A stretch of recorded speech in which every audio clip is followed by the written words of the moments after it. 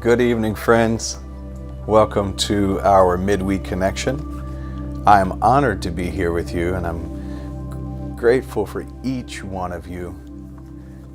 Thank you for being on this journey in expanded consciousness. Thank you for being on this journey through the open doors in this year of 2024.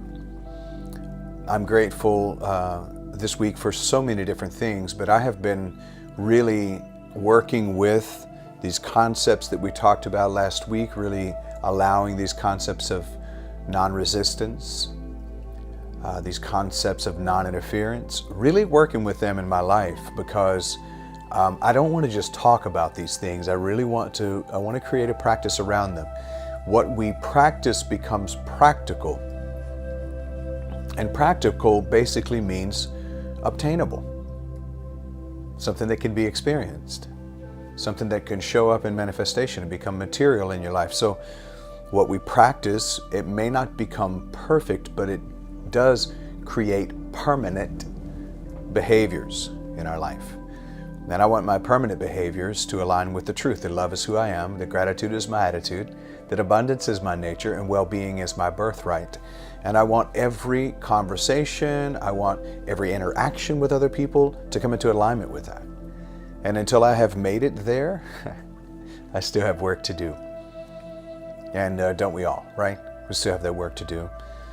This evening, I'm going to be drawing in some thoughts around acceptance, around surrender, which is also in alignment with these ideas of non-resistance, non-interference.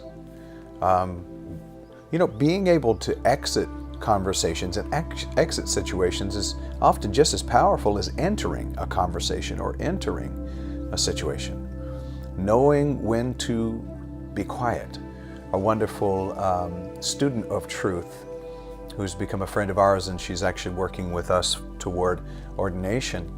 Her name is Whitney Sanchez. She's made a statement this afternoon that she said, "Don't speak until you're spoken through."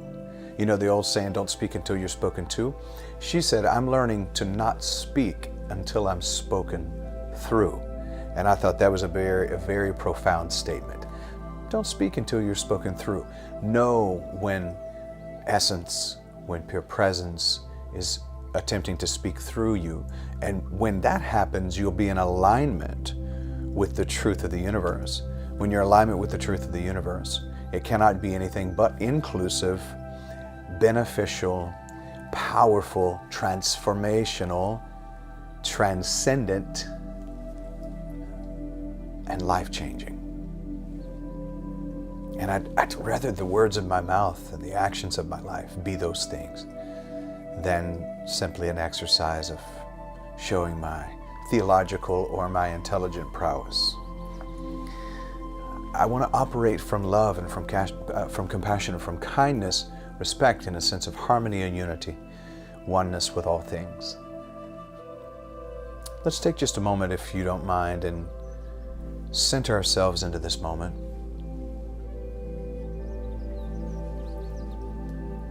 And allow ourselves to be grateful and thankful. So deep breath in, if you will.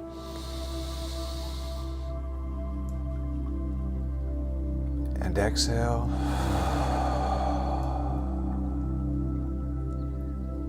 On this deep breath in, I'm going to invite you to breathe in pure essence and pure presence and breathe out all of the noise of the day. So breathe in.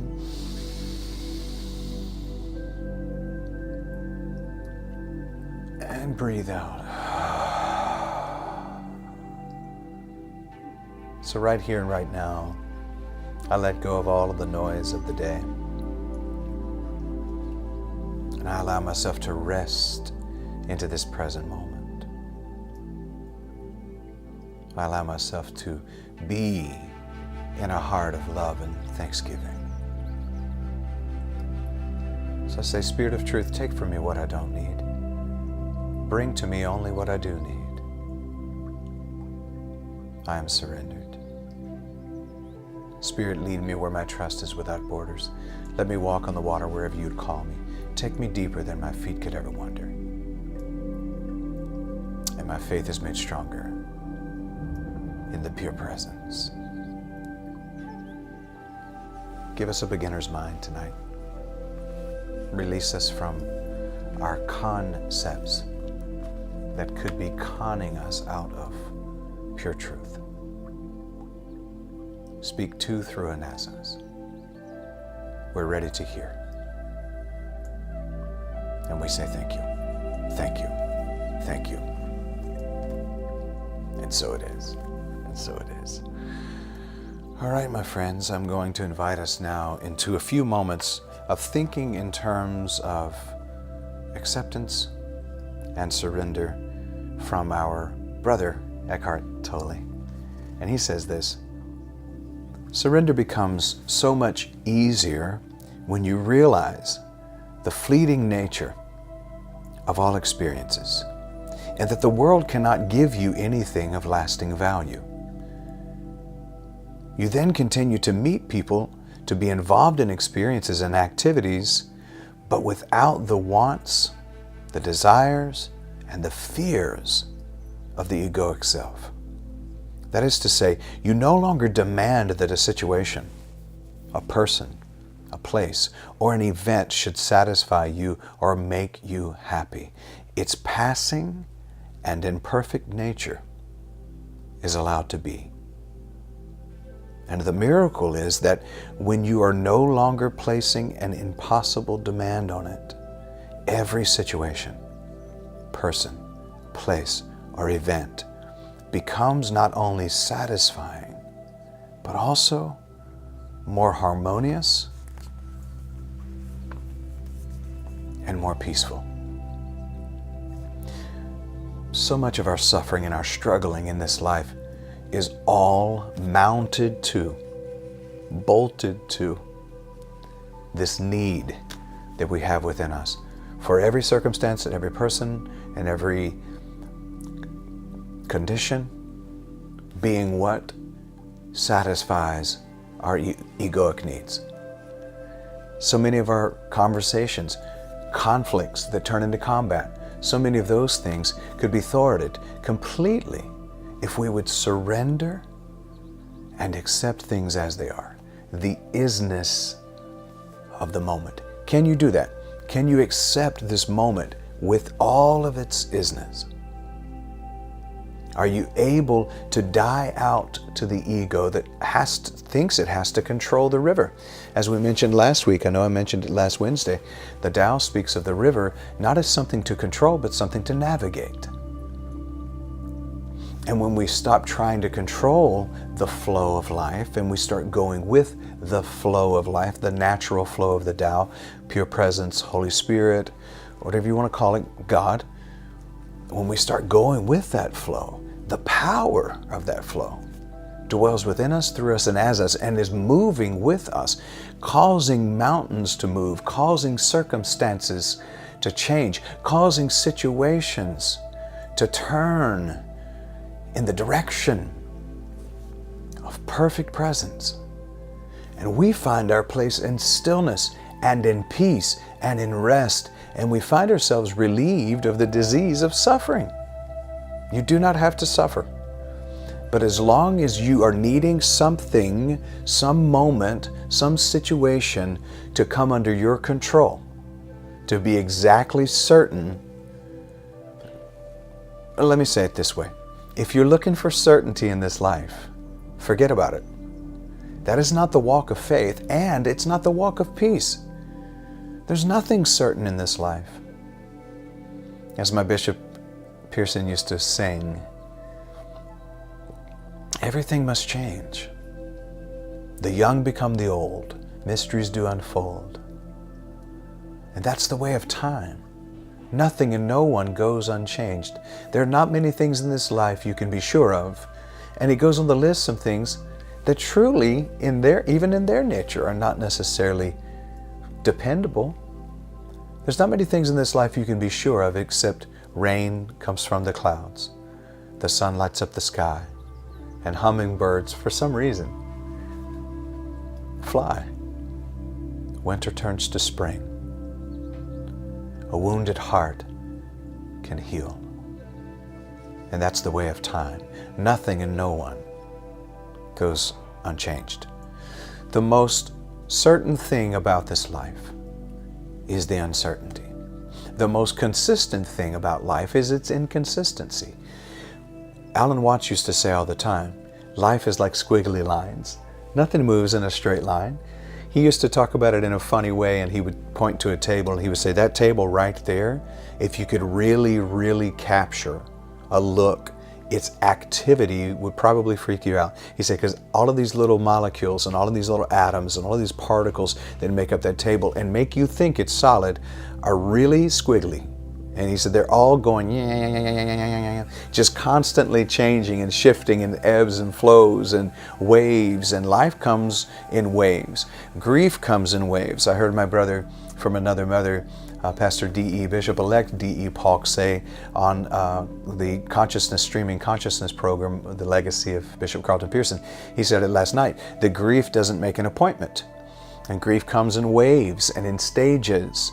And that's the way of life. So the only way to peace is to simply let go and to have a sense of surrender, have a sense of acceptance, knowing, and this is true trust.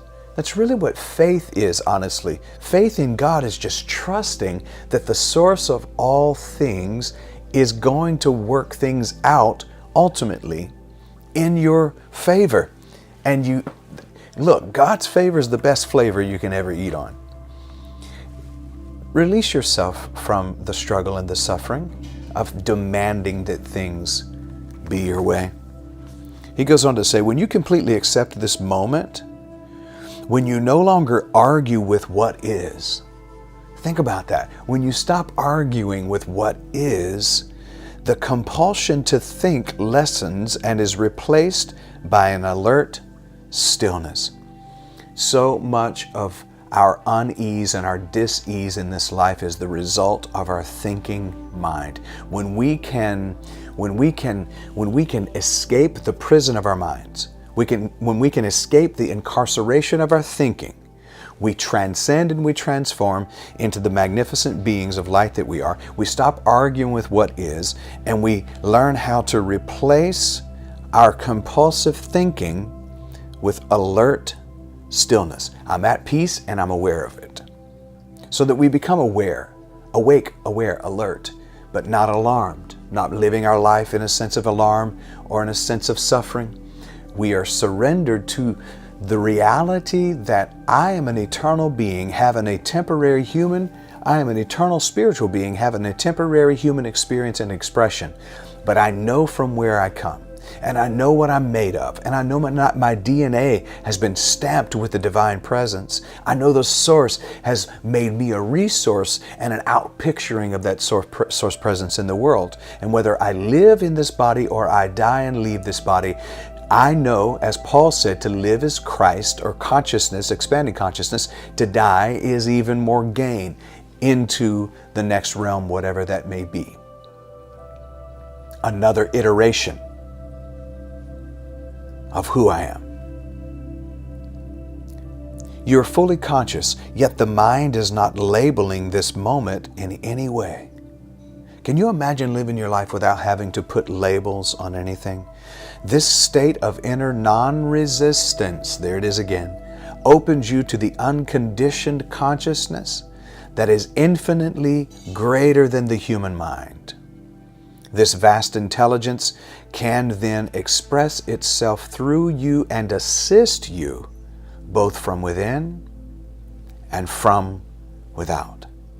That is why, by letting go of inner resistance, you often find circumstances change for the better. Let's go back to that. This vast intelligence.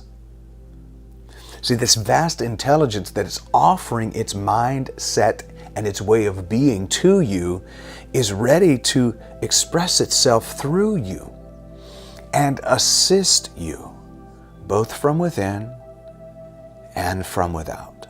This is why I think Jesus said the kingdom of God is within you and around you. This vast intelligence is within you and around you. And you get into harmony with it. You align yourself with it. Through peaceful awareness, through surrender and accepting the moment as it is, you start to live what's called now faith. Now faith is the substance of things hoped for, the evidence of things not yet seen. You start living in that present moment and you invoke, which means to call forth or to bring forward that intelligence that is within you and that it begins to work around you. And this is why your circumstances get better magically. Not because you controlled, not because you created something. Everything that's ever been created already has been created. It already exists. We call it forth in particular recipes, but the reality is that everything that will be created has been created because it dwells within the Creator itself. And it's a matter of the ingredients we decide to make our life out of. And I choose to make my life out of the ingredients of peace, of love, and of joy, and of a sense of stillness. And this is where my abundance comes from. And this is where your abundance can come from. Are you willing? Now I like this, and we close with this tonight. Am I saying enjoy this moment? Be happy? No. Whoa, what? He said, am I saying enjoy this moment? Or be happy? No. I'm saying allow the suchness of this moment. That is enough. See, the thing is, when we talk about peace and acceptance and surrender and stillness, we're not saying there's not going to be moments that are challenging. I'm saying accept the suchness of the moment. That's enough. Instead of exhausting yourself with trying to control something that's beyond your control. Tonight, this is good news. That when you find within yourself a freedom from non-resistance, and you find within yourself a freedom from interference, so you live non-interference, you find yourself in the peace that passes all understanding. And you begin to live out, act out, work with this massive intelligence that is within you and all around you. You find yourself in alignment. And now, again, the power of the river is flowing with you. Instead of you swimming upstream or going against the grain, which is the best way to get a splinter, you're flowing with the pure presence. You're flowing with the essence, the source. And then all things work together for your good, ultimately. You don't have to suffer through this life, but the choice is yours. Take every moment and every situation. Allow yourself to be with the suchness of that moment. And when you're in the suchness of that moment, and you find yourself in a situation where you really can't change it, release it. Accept it. What's the old prayer? Grant me the serenity to accept the things I cannot change, the courage to change the things I can, but the wisdom to know the difference. Know the difference. Surrender, acceptance, non-resistance, non-interference. Beautiful ways to live our life. It's good news because you can do it. You can do it. When you let go of the neurosis that comes, we become such neurotic individuals when we need something outside of us to be right so that we can.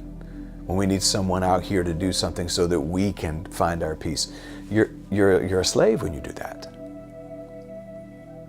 The freedom is in acceptance, surrender, allowing the stillness, the beautiful stillness, to come to the forefront, being at peace. The old saying, let go and let God. Let go and let God. And so it is. So it is. Thank you so much for being here this evening. Again, I'm honored to be with you. I thank you for who you are. Remember, tomorrow morning is our meditation, 6:30 a.m. Also, I'm going to receive an offering now. If you're interested in supporting One Love Consciousness Movement, here are the ways to do that.